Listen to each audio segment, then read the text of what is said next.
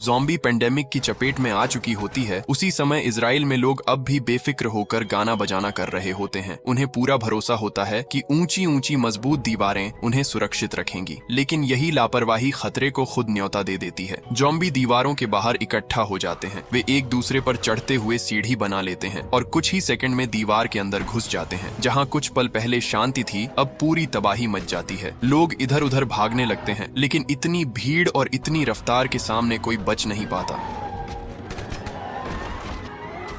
बस कुछ लोग ही किस्मत वाले होते हैं जो अपनी ताकत और समझदारी से वहां से निकल पाते हैं और एक विमान के जरिए दूसरी जगह पहुंचते हैं। अब कहानी थोड़ा पीछे जाती है। कुछ दिन पहले दुनिया भर में अजीब घटनाएं शुरू हो चुकी थीं। समुद्र किनारे हजारों मरी हुई डॉल्फिन पाई जाती है। एक रहस्यमयी बीमारी तेजी से फैल रही होती है और मौतों की संख्या लगातार बढ़ रही होती है। हमारे मुख्य किरदार हैं वर्ल्ड वॉर Z के हीरो जेरी, जो संयुक्त राष्ट्र यानी UN के एक जांच अधिकारी हैं, लेकिन इस समय वो नौकरी से दूर अपने परिवार के साथ घर पर ही होते हैं। एक दिन जेरी अपनी पत्नी और 2 बेटियों के साथ गाड़ी से बाहर निकलते हैं। तभी अचानक भयानक ट्रैफिक जाम लग जाता है। लोग कुछ समझ पाते उससे पहले ही पास की एक इमारत भरभरा कर सड़क पर गिर जाती है। पूरा इलाका अफरा तफरी में बदल जाता है। लोग डर के मारे इधर उधर भागते हैं और यहीं से जेरी को पहली बार एहसास होता है कि ये कोई आम दंगा या हादसा नहीं है, बल्कि कुछ खतरनाक है। तभी एक ट्रक सड़क पर बेकाबू होकर इधर उधर लहराता हुआ तेज रफ्तार में उसकी तरफ आने लगती है। जेरी खुद भी एक बढ़िया ड्राइवर होता है, तो पूरा एक्सेलरेटर दबाकर टक्कर से बचने की कोशिश करता है, लेकिन किस्मत साथ नहीं देती और ट्रक फिर भी उनकी गाड़ी से टकरा जाता है। उसी पल जेरी की नजर चारों तरफ जाती है। हर दिशा से लोग जान बचाने के लिए भाग रहे होते हैं। तभी सच्चाई सामने आती है। वो देखता है कि हर तरफ ज़ॉम्बीज है। ये ज़ॉम्बी भूखे होते हैं, तेज होते हैं और उन्हें दर्द महसूस नहीं होता। उनकी सूंघने और सुनने की ताकत काफी ज्यादा होती है। जो भी ज़ॉम्बीज द्वारा काट लिया जाता है, वो कुछ ही सेकंड में खुद ज़ॉम्बी बन जाता है। कोई सोचने समझने का वक्त नहीं, सीधा होश खत्म हो जाती। भीड़ इतनी ज्यादा होती है कि पूरा शहर हिल चुका होता है। सेना भी कुछ खास नहीं कर पाती। किस्मत से जेरी का परिवार एक दूसरी गाड़ी ढूंढ लेता है और वहां से शहर छोड़कर आउटर एरिया की तरफ भागता है। लेकिन एक नई परेशानी सामने आती है। जेरी की बड़ी बेटी को अचानक अस्थमा अटैक आ जाता है। उसकी सांस फूलने लगती है। जेरी उसे शांत करने की कोशिश करता है और हिम्मत देता है। उसी समय जेरी के बॉस का फोन आता है। वो बताते हैं कि 1 घंटे के अंदर हेलीकॉप्टर उन्हें लेने आएगा। ये जेरी के लिए एक खास सुविधा होती है, क्योंकि उसकी काबिलियत बहुत ज्यादा अहम है। सरकार ऐसा इंसान खोना नहीं चाहती जिनसे उन्हें फ्यूचर में मदद मिल सकती है। लेकिन इस वक्त जेरी के लिए सबसे जरूरी चीज उसकी बेटी की दवा होती है। अचानक छोटी बेटी गाड़ी में एक पिस्तौल ढूंढ निकालती है। इस हालात में हथियार लग्जरी नहीं, जरूरत बन चुका होता है। इसके बाद परिवार पास के एक सुपरमार्केट तक पहुंचता है। बाहर से ही पता चल जाता है कि अंदर कितनी अफरा तफरी मची हुई है। वे 2 ग्रुप में बढ़ जाते हैं। जेरी और बड़ी बेटी दवा ढूंढने जाते हैं और पत्नी करिन और छोटी बेटी खाना ढूंढने जाते हैं। उधर जेरी और बड़ी बेटी दवाइयों वाली शेल्फ तक पहुंचते हैं, लेकिन वहां पहले से एक नौजवान बैठा होता है। वो डरा हुआ होता है, पर गलत इंसान नहीं। वो उन्हें जरूरी मेडिसिन दे देता है। दवा मिलते ही दोनों बाकी परिवार से मिलने के लिए वापस लौटते हैं, लेकिन जैसे ही वो वहां पहुंचते हैं, जेरी देखता है कि उसकी पत्नी 2 गुंडों से झगड़ रही है। वो खुद को और इकट्ठा किया हुआ सामान बचाने की कोशिश कर रही होती है। जेरी हाथ में बंदूक लिए एक पल को झिझकता है, लेकिन अगले ही सेकंड एक गुंडा खुद गोली चला देता है। अब जेरी के पास कोई विकल्प नहीं बचता। वो बिना देर किए जवाबी कार्रवाई करता है और खतरा खत्म कर देता है। लेकिन मुसीबत यहाँ खत्म नहीं होती। जैसे ही वे सुपरमार्केट से बाहर निकलते हैं, उनका शॉपिंग कार्ट कोई चुरा लेता है। अब ना दवा ज्यादा बची, ना खाना। मजबूरी में परिवार पास की एक ऊंची इमारत में शरण लेता है। यहीं जेरी को एक और बुरी खबर मिलती है। उसे उसके बॉस का फोन आता है। उसे पता चलता है कि जो हेलीकॉप्टर 1 घंटे में आने वाला था, वो अब अगली सुबह आएगा। मतलब उन्हें पूरी रात यहीं गुजारनी होगी। जेरी पहले सोचता है कि सबको लेकर सीधे छत पर चला जाए, लेकिन सीढ़ियां पहले से ही ज़ॉम्बी से भरी होती हैं। तभी इसी बिल्डिंग में रहने वाला एक अच्छा परिवार उन्हें अपने घर में आने देता है। जेरी उन्हें समझाता है कि सुबह हम सब साथ चलेंगे, यही बचने का आखिरी मौका है, लेकिन वो परिवार मना कर देता है। पूरी रात डर और सन्नाटे में कटती है। हर छोटी आवाज डरावनी लगती है। सुबह होते ही जेरी बिना वक्त गवाए तैयारी करता है। वो पत्नी और बच्चों को लेकर छत की तरफ दौड़ पड़ता है। पीछे से सीढ़ियों में ज़ॉम्बी की आवाज सुनाई देती है।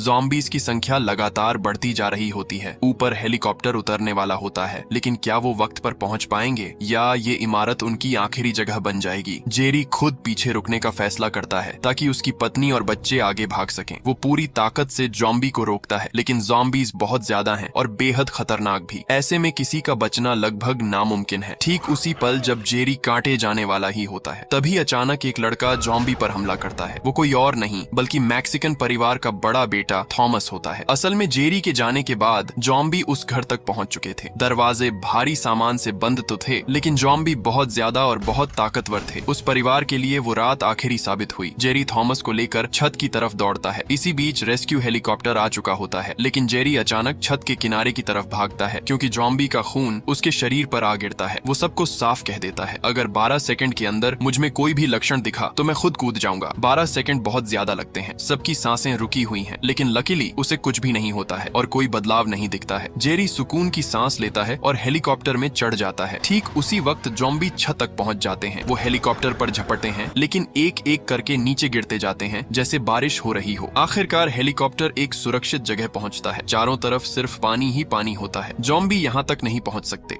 यहाँ सीनियर अफसर जेरी को हालात समझाते हैं। हर सेकंड हर मिनट नए लोग ज़ॉम्बी वायरस से संक्रमित हो रहे हैं। कई देश पूरी तरह तबाह हो चुके हैं। इसके बाद जेरी की मुलाकात वायरस एक्सपर्ट डॉक्टर एंड्रयू से होती है। वो मानता है अगर हम वायरस की ओरिजिन खोज लें, यानी वो कैसे बना है, तो इलाज भी मिल सकता है। इसी बीच कोरिया से एक ईमेल आता है। उसमें लिखा होता है, ये एक खतरनाक ज़ॉम्बी वायरस है। इसके बारे में और जानकारी पता लगाने के लिए आर्मी जेरी को कोरिया भेजना चाहती है, लेकिन जेरी सीधे मना कर देता है। वो कहता है कि मेरे लिए अब फैमिली सबसे ज्यादा जरूरी है। लेकिन जब बात नहीं बनती तो सीनियर अफसर उसके परिवार को प्रेशर के तौर पर यूज करते हैं और कहते हैं कि अगर वो नहीं गया तो उसे यहाँ से किसी और जगह भेज दिया जाएगा। अब जेरी के पास कोई चॉइस नहीं बचता। जाने से पहले वो अपनी पत्नी को एक सैटेलाइट फोन देता है और उससे कहता है कि जब तक इसमें सिग्नल है समझना मैं जिंदा हूँ। जेरी फिर मिशन के लिए प्लेन में बैठता है। उसे नहीं पता आगे उसका सामना ज़ॉम्बी से ज्यादा खतरनाक सच से होने वाला है। डॉक्टर एंड्रयू अब तक ये समझ ही नहीं पाया था कि ज़ॉम्बी कितने खतरनाक हो सकते हैं। वो अब भी गंभीर साइंटिफिक बातें बोलता जा रहा था। जैसे ही प्लेन जमीन पर उतरता है, आसपास का माहौल अजीब तरह से सुनसान और डरावना होता है। या तो सब लोग ज़ॉम्बी बन चुके थे या फिर पहले ही इलाका खाली कर चुके थे। जब एंड्रयू पहली बार असली ज़ॉम्बी देखता है तो डर के मारे उसकी हालत खराब हो जाती है। वो सीधे भागकर प्लेन की तरफ दौड़ता है, लेकिन बारिश की वजह से जमीन फिसलन भरी होती है। वो फिसल कर गिरता है और गलती से बंदूक का ट्रिगर दब जाता है और बस खेल शुरू होने से पहले ही उसका गेम ओवर हो जाता है। इसलिए कहते हैं जो ज्यादा बोलते हैं वो अक्सर जल्दी निकल लेते हैं। अब जेरी और बाकी लोग एक पास के बेस में छुप जाते हैं। यहीं सीनियर अफसर एक बड़ा सच बताते हैं। सबसे पहला ज़ॉम्बी एक मिलिट्री डॉक्टर ने देखा था। वो एक लाश की जांच कर रहा था, तभी वो लाश अचानक जिंदा हो गई और उस पर हमला कर दिया। उसके बाद वायरस बहुत तेजी से पूरे बेस में फैल गया। आर्मी को पूरी जगह जलाकर नष्ट करनी पड़ी ताकि इन्फेक्शन और न फैले। इसी दौरान आसपास की तलाशी में एक कैदी मिलता है। उसे हथियारों की स्मगलिंग के आरोप में कैद किया गया था। वो आदमी पूरे भरोसे से कहता है इस वक्त सबसे सेफ देश सिर्फ इजराइल है। उसके मुताबिक करीब 5 साल पहले इजराइल ने ऊंची ऊंची दीवारें बनानी शुरू कर दी थीं। पूरा देश लॉकडाउन मोड में था, इसलिए वहाँ इन्फेक्शन ना के बराबर था। ये सब एक आदमी के कहने पर हुआ। उसका नाम था जॉन। इसी वजह से जेरी इजराइल जाने का फैसला करता है, लेकिन एक प्रॉब्लम थी। प्लेन का फ्यूल खत्म हो चुका था। ज़ॉम्बी को आवाज अट्रैक्ट करती है, इसलिए जेरी और 2 और लोग साइकिल से फ्यूल ढूंढने निकलते हैं। बाकी लोग ऊपर से कवर देते हैं। तभी एक गलती हो जाती है। जेरी की पत्नी करीन फोन करती है। फोन की रिंगटोन ज़ॉम्बी को अट्रैक्ट कर लेती है। फ्यूल तो मिल जाता है,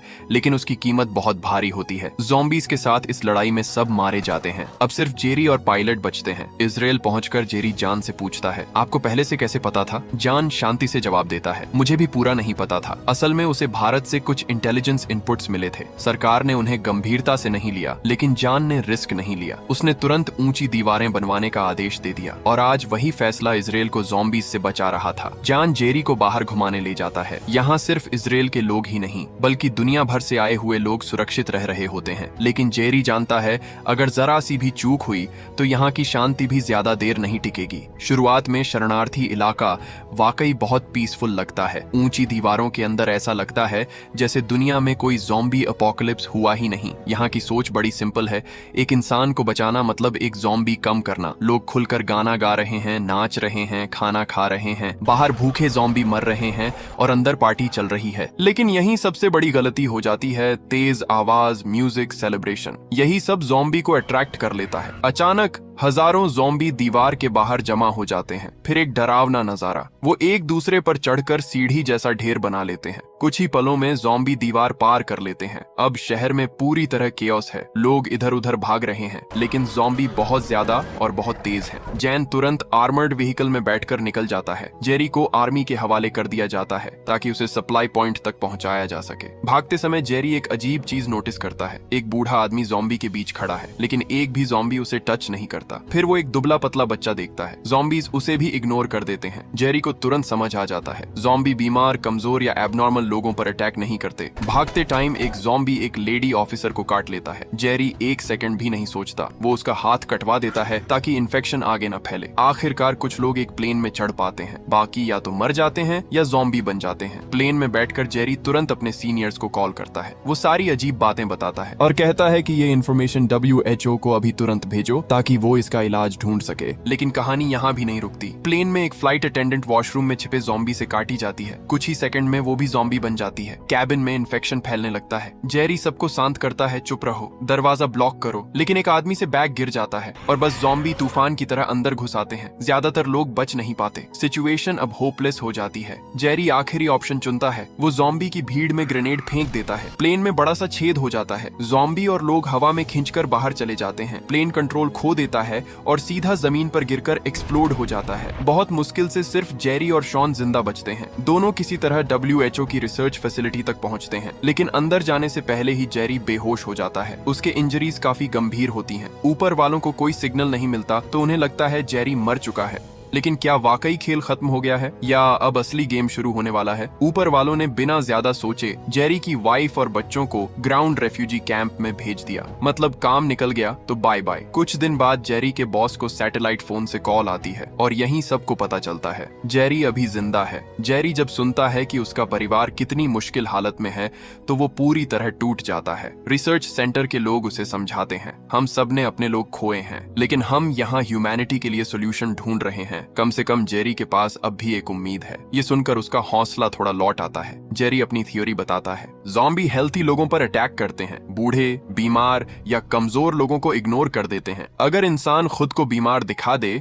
तो ज़ॉम्बी उसे नहीं छुएंगे। यही आइडिया साइंस को फिर से आगे बढ़ा देता है। एक साइंटिस्ट बताता है, मेडिसिन रूम में स्मॉल पॉक्स वायरस रखा है। अगर कोई खुद को इंजेक्ट करके ज़ॉम्बी के बीच जाए तो टेस्ट हो सकता है, लेकिन प्रॉब्लम ये है कि मेडिसिन रूम ज़ॉम्बी से भरा पड़ा है। मिशन के लिए जेरी सबसे फिट है। शॉन और एक साइंटिस्ट उसके साथ जाने को रेडी हो जाते हैं। तीनों बिल्कुल चुपचाप मूव करते हैं। इस टाइम ज़ॉम्बी स्लीप मोड में है। साइंटिस्ट गलती से एक कैन को ठोकर मार देता है। सबका दिल मुंह को आ जाता है, लेकिन ज़ॉम्बी दूर थे तो वो लोग बच गए। आगे सब ठीक चलता है, पर अंत में साइंटिस्ट फिर गड़बड़ करता है। वो मेटल कैबिनेट से टकरा जाता है। इस बार आवाज बहुत ज्यादा थी। ज़ॉम्बी एक साथ जाग जाते हैं। जेरी जानबूझकर नॉइस क्रिएट करता है ताकि बाकी दो लोग वायरस ले सकें, लेकिन मेडिसिन रूम के बाहर ज़ॉम्बी खड़े होते हैं। मजबूरन शॉन को फायर करना पड़ता है, लेकिन इससे सारे ज़ॉम्बीज जाग जाते हैं। ज़ॉम्बी लहरों की तरह टूट पड़ते हैं। जेरी कॉम्बैट एक्सपीरियंस से ज़ॉम्बीज को चकमा देता है। जो ज्यादा जिद करते हैं उन्हें वो सीधा सुला देता है। आखिरकार वो मेडिसिन रूम में पहुंच जाता है और उसे वायरस मिल जाता है, लेकिन बाहर निकलते ही एक ज़ॉम्बी रास्ता रोकता है। वो यहीं का साइंटिस्ट था। जेरी ने वादा किया था कि उसे मारेगा नहीं, इसलिए वो रिस्की डिसीजन लेता है। वो खुद को वायरस इंजेक्ट कर लेता है और फिर कैमरा के सामने खड़ा होकर दरवाजा खोल देता है। ज़ॉम्बी उसकी तरफ देखता है और इग्नोर करके चला जाता है। पूरी लैब में रिलीफ की सांस। जेरी कॉन्फिडेंस में ज़ॉम्बीज के बीच चलता है, जानबूझकर आवाज करता है, लेकिन ज़ॉम्बीज उसे देखते भी नहीं। कंट्रोल रूम में उसे तुरंत वैक्सीन दिया जाता है। इसके बाद जेरी अपनी फैमिली के पास जाता है और अपनी वाइफ और बच्चों से मिलता है। उसकी खोज से ज़ॉम्बी वैक्सीन बन जाता है और वैक्सीन का मास प्रोडक्शन शुरू हो जाता है। अब इंसान ज़ॉम्बी से नहीं डरते, उल्टा अब ज़ॉम्बीज को जानवरों की तरह हंट किया जाता है। ग्लोबल लेवल पर ज़ॉम्बी इरेडिकेशन शुरू हो जाती है। डेड बॉडीज बर्न की जाती हैं। आखिरकार दुनिया में फिर से शांति लौट आती है। लाइक, शेयर और सब्सक्राइब जरूर करना दोस्तों, और हो सके तो वीडियो को हाइप भी जरूर कर देना।